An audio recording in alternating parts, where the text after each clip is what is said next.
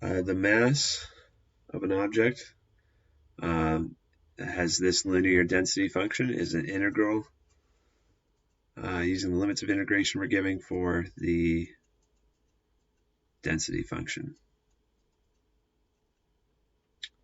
So it's integral from 0 to 1 of 10x plus 3 to the negative second power. Okay, let's see what we can do.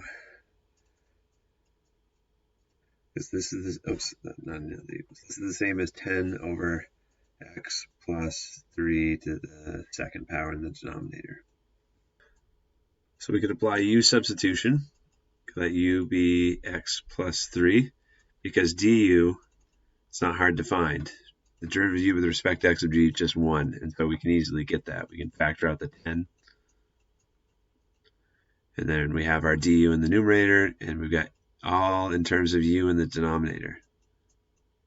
Remember, that's the goal with u substitution. You need to have your u and your du, and if you have both of those, then you can integrate with respect to a different variable. I'm going to drop these limits of integration because we're changing variables to u.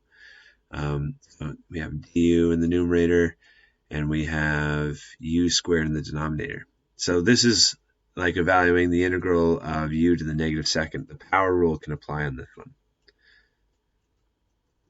Because you're going to have, let's see, it's going to be negative u to the negative first. The derivative of u to the negative first, the negative 1 comes down, multiplies to make that positive, and then it gets reduced by 1. We got our antiderivative.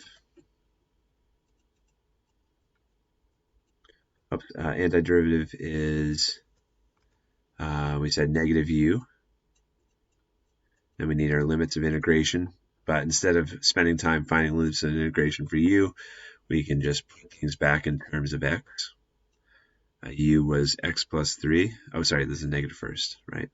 This was our antiderivative of this. So x plus 3 can go back in there for u, and then we evaluate our limits of integration from 0 to 1. So if you plug in 1, 1 plus 3 is 4. 4 to the negative first power is 1/4, so we got negative 1/4 when you plug in 1.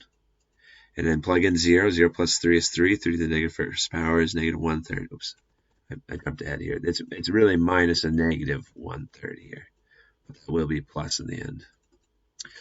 So it's like 1/3 minus 1/4. I'll just write it out.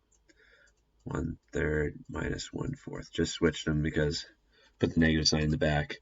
And to get common denominators, we multiply the top and the bottom by 4, multiply the top and the bottom by 3. So we get 1/12. And if you multiply that by 10, you've got 10/12, which is 5/6.